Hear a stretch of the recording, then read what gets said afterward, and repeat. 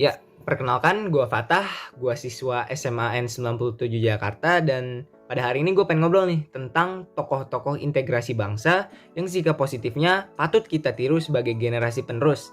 Nah, sebelum dimulai kita harus tahu nih, apa artinya integrasi bangsa? Nah, integrasi bangsa adalah bersatunya suatu bangsa yang menempati wilayah tertentu dalam negara yang berdaulat. Integrasi bangsa sendiri terdiri dari dua kata. Yang pertama integrasi dan yang kedua adalah bangsa. Integrasi adalah kondisi pembauran yang terjadi oleh komponen-komponen yang berbeda. Nah, pembauran tersebut akan menghasilkan sebuah kesatuan yang bulat dan utuh. Sedangkan bangsa adalah pengelompokan individu yang memiliki prinsip-prinsip berbeda namun memiliki tujuan yang sama. Nah, oleh karena itu kita bisa tarik kesimpulan nih. Apa artinya integrasi bangsa? Integrasi bangsa adalah sebuah cerminan atau representasi kesatuan suatu bangsa di mata dunia. Nah, integrasi bangsa ini bisa terjadi karena beberapa faktor nih. Gue akan menyebutkan faktor-faktor yang penting. Yang pertama adalah rasa senasib dan seperjuangan yang bisa terjadi oleh faktor sejarah. Nah, untuk Indonesia sendiri, rasa senasib ini timbul karena penjajahan yang dilakukan oleh Belanda. Terus yang kedua, adanya ideologi nasional yang tercantum dalam simbol negara, yaitu Garuda Pancasila dan semboyan Bhinneka Tunggal Ika. Dan yang ketiga, adanya tekad untuk bersatu, untuk melakukan kesatuan di kalangan bangsa Indonesia, seperti yang dinyatakan dalam Sumpah Pemuda. Nah, yang keempat adalah adanya bahasa pemersatu bangsa, yaitu bahasa Indonesia. Nah, langsung aja kita ke tokoh-tokohnya. Yang pertama adalah Jenderal Abdul Haris Nasution. Nah, Jenderal Abdul Haris Nasution lahir di kota Nopan, Tapanuli Selatan, Sumatera Utara pada tanggal 3 Desember 1918. Beliau adalah seorang jenderal di Angkatan Perang Republik Indonesia, dan beliau sangat berjasa nih selama masa-masa perjuangan untuk menjaga keutuhan NKRI.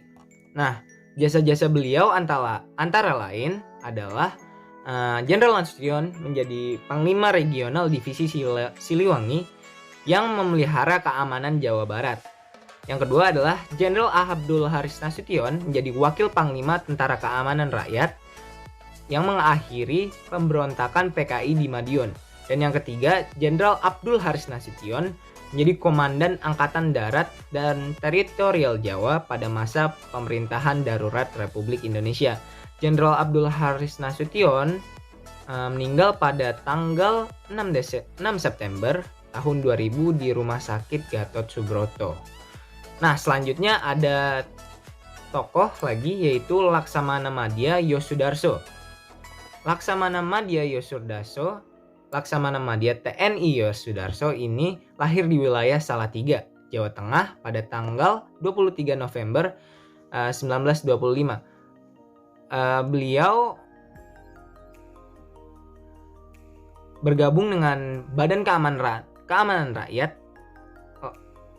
Laut yang kemudian bernama Tentara Angkatan Laut Republik Indonesia atau ALRI.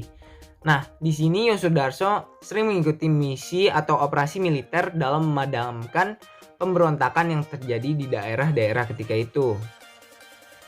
Walaupun pada masa itu kapal-kapal yang dimiliki Indonesia sangat dikit, beliau melakukan upaya semaksimal mungkin. Nah, peran Laksamana Madya TNI Yosudarso ini antara lain yaitu pada masa awal kemerdekaan beliau bergabung dengan Badan Keamanan Rakyat dan turut ambil bagian dalam berbagai operasi militer untuk mengatasi berbagai aksi perlawanan di daerah. Nah, selanjutnya kita akan membahas sikap positif yang bisa kita tiru nih guys dari para tokoh-tokoh ini. Yang pertama adalah keberanian. Keberanian merupakan sebuah sikap untuk berbuat sesuatu atau mengambil tindakan dengan tidak terlalu merisaukan hal-hal buruk.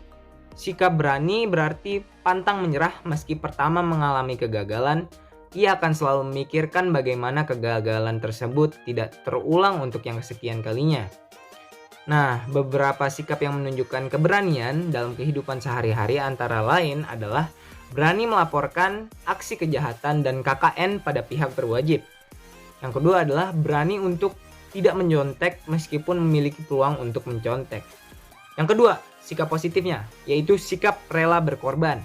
Sikap rela berkorban dalam kehidupan saat ini berarti bersedia dengan ikhlas memberikan tenaga, harta, atau pemikiran untuk kepentingan orang lain maupun masyarakat di sekitar kita.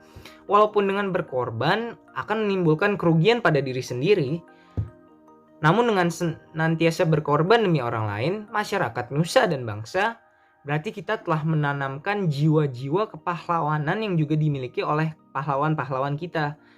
Nah, beberapa contoh sikap rela berkorban adalah antara lain. Yang pertama itu ikut kerja bakti membersihkan jalan-jalan, selokan, sekolah, dan infrastruktur lainnya. Yang kedua adalah ikut berpartisipasi menjaga keamanan lingkungan dengan selalu menjaga kebersihan.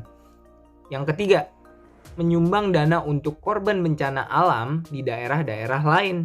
Dan yang keempat adalah membantu pekerjaan orang tua atau orang yang di sekitarnya tanpa mengharapkan imbalan. Nah, sikap positif yang ketiga adalah senantiasa membela kebenaran dan keadilan. Fenomena yang terjadi pada saat ini justru menunjukkan adanya warga negara Indonesia yang membela orang-orang yang bersalah. Yang jelas-jelas sudah bersalah di mata hukum. Terdapat beberapa orang yang membela para koruptor, padahal sudah jelas secara hukum mereka bersalah dan merugikan negara.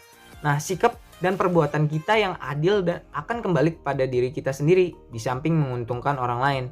Kita akan diperlakukan adil oleh orang lain apabila kita berbuat adil. Yang keempat, sikap positifnya. Sikap cinta tanah air. Nah, cinta tanah air adalah perasaan yang timbul dari dalam hati sanubari seorang warga negara untuk mengabdi, memelihara, membela, melindungi tanah airnya dari segala macam ancaman dan gangguan. Sebagaimana yang telah ditunjukkan oleh para pahlawan yang telah gugur seperti Jenderal Abdul Haris Nasution dan juga Laksamana Madya TNI Yos Sudarso, jiwa tanah air ini harus diwarisi oleh setiap warga negara Indonesia. Dan yang kelima, sikap positifnya adalah berjiwa kesatria. Nah, kesatria adalah sifat orang yang baik budi pekertinya dan perilakunya. Orang yang gagah, berani, jujur, adil, suka menolong, serta melindungi orang lain, itu adalah sifat kesatria. Nah, beberapa sikap yang menunjukkan sifat kesatria ini adalah meminta maaf atas segala kesalahan yang pernah ia buat. Yang kedua adalah mengakui kekalahan yang dialaminya dalam sebuah pertandingan. Yang ketiga adalah cepat belajar dari kesalahan dan tidak terlalu lama berkabung dalam rasa penyesalan. Yang keempat adalah belajar menjadi seorang pemimpin yang bertanggung jawab, tegas, tepat dalam mengambil keputusan, dan membimbing bawahannya menjadi lebih baik. Dan yang kelima adalah tidak berputus asa dan menjadikan kegagalan sebagai pemicu untuk kesuksesan di masa yang mendatang.